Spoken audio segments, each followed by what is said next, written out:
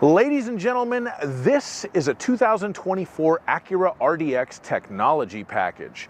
And at an MSRP of $48,495, it is not cheap, but based on the features, it actually is an excellent value. And in this review, I'm going to show you why. We're going to talk about what's new for 2024. We will have a look at the styling, we'll measure out the cargo space, we'll look at the passenger room, we will look at the interior features and the safety features. And as always, if some of that sounds good and some of it sounds bad, check the description below for timestamps. So we'll start with what's new for the 2024 model RDX. And the answer to that question is really not much aside from an obligatory price hike in these days of inflation. The base model is $2,300 more expensive. The technology package and the A-Spec are $2,700 more expensive, and the Advance is only $500 more expensive. But the reason why that Advance is only $500 more expensive is because the Advance had standard all-wheel drive last year, and Acura has now made all-wheel drive standard across the board. So they're not giving you nothing for these $2,300 to $2,700 price increases. They are giving you the super handling all-wheel drive as standard, which was optional previously on these cars. It does kind of take some value out if you don't care about the all-wheel drive and you were interested in a front-wheel drive model. Unfortunately, that's no longer available for you. But if you wanted all-wheel drive, it's much easier to find them now because they're all-wheel drive. The looks did not change from last year, and that is a good thing. I think that the looks are probably some of the RDX's strongest features. We do have the signature jewel eye LED headlights in the front. You have a very nice, clean two-box profile for a compact SUV. And you have the Dragon's Tail LED tail lights in the rear. I think those look really nice as well. And all of the cars have the standard LED lighting, even the base model, so there is some good value there. But overall, the RDX is a very, very nice looking car, and I think that the looks are definitely some of its biggest selling points. Now we're going to have a look under the hood, and we have Honda's legendary K20 engine. It is turbocharged in the RDX, and it produces 272 horsepower and 280 torque. It really is a fantastic engine. It sounds great. It's very flexible. It's known to be very reliable, and really doesn't leave a whole lot of room for complaint as far as the engine is concerned. It is hooked to a 10-speed automatic transmission, which does a lot of shifting, and you can hear it shift, but you don't really feel it shift. So in my estimation, the transmission does a very, very good job as well. And of course, for 2024, Acura's super handling all-wheel drive system is standard on all RDX models. The super handling all-wheel drive actually has the ability to transfer torque at the rear axle from the left to the right to help push you through a turn, given the road conditions or what kind of a road you're on. This comes into play, say, on like a fast freeway interchange or on-ramp. If you need to accelerate quickly to get up to speed, it handles better with the super handling all-wheel drive. Personally, if I were to buy an RDX, it's an option that I always would have chosen. So it doesn't really bother me that they have made the super handling all-wheel drive standard for this year. I think that's a good thing. But some people may lament the loss of front-wheel drive if you're not a real aggressive driver or you just don't care and you'd rather save that couple $1,000s. Unfortunately, you don't have that option anymore. But overall, very, very good powertrain, very high marks, leaves very little to be desired. Now we are going to measure out the cargo space in this RDX. So we will open the rear hatch, get our laser tape measure, and do just that. The length of the rear cargo area from the back of the cargo area to the bottom of the back seat with the seat up, 3 feet and 2 inches. The width of the cargo area at the rear of the cargo area from this speaker to that cubby hole right there, 4 feet and 6 inches. The width of the cargo area at its narrower point in between the wheel wells, 3 feet and 4 inches. The length of the rear cargo area from the back of the cargo area with the Second row seat folded down. 5 feet 10 inches. That's an approximation because that is the measurement to the back of that front seat. So it does kind of matter where you have that set. And I will note that the RDX does have basically a flat load floor. So that is a very nice feature. Makes the cargo area much more usable. The height of the rear cargo area in the Acura RDX is 2 feet and 6 inches. And if you need to lift something into the rear cargo area of your RDX, you will have to lift it 2 feet and 7 inches off of the ground. And just for fun, we'll have a look under here. We have some additional cargo hidey hole stuff down here. Pretty useful under the floor. And under there we have a jack and some tools. That is the funnel for the capless fuel filler system. And the spare tire for the RDX Tech, which is now standard for 2024, is mounted right under there. So that is the cargo area in a 2024 Acura RDX technology package. Now we're gonna have a look at the passenger space, and for this measurement I use myself. I'm 6'5", so let's see if I can sit behind myself in an Acura RDX.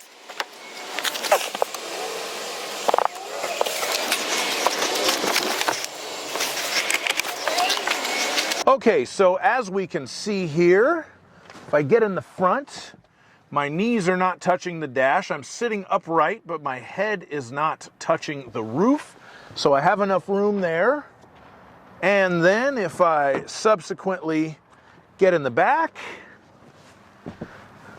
my knees are not touching the back seat. I have just enough headroom, so I can definitely sit behind myself in an RDX. And the back seat as well, we do have some air vents and 2 USB-C charging ports so that our backseat passengers will be comfortable and powered up in an Acura RDX. Now we're going to move into the interior of the vehicle, and this is where the RDX Tech really shines from a value perspective. With the technology package, you get factory navigation, you get wireless charging, you get wireless Apple CarPlay and Android Auto.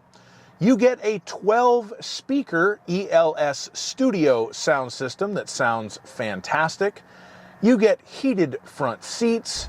You get parking sensors front and rear with automatic emergency low-speed braking. You get genuine leather interior with contrasted stitching.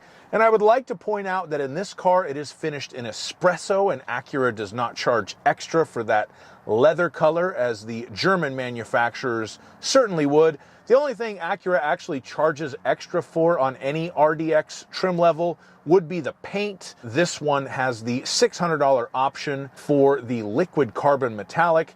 If you don't get lunar silver or fathom blue, there is a $600 upcharge for paint, but other than that, all the cars come priced the same way. And of course, all of these features are on top of what comes standard in a base RDX. Things like the panoramic moonroof, the dual power seats, memory seating.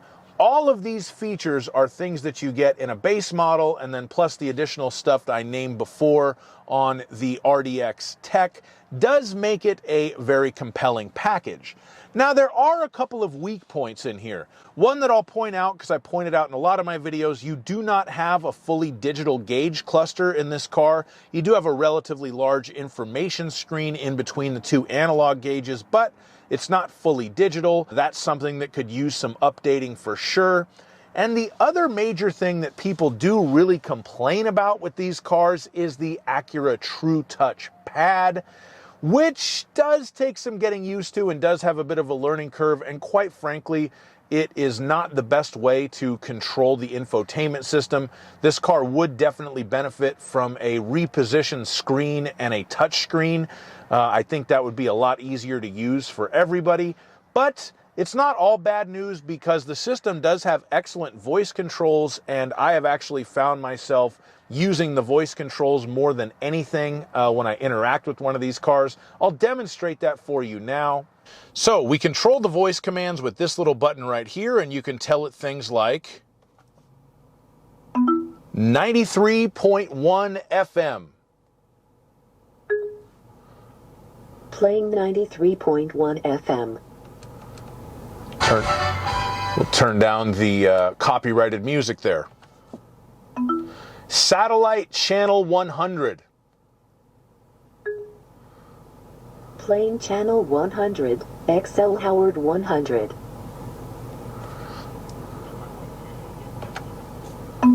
Navigation. Where would you like to go? 2775 Mesa Verde Drive East, Costa Mesa, California.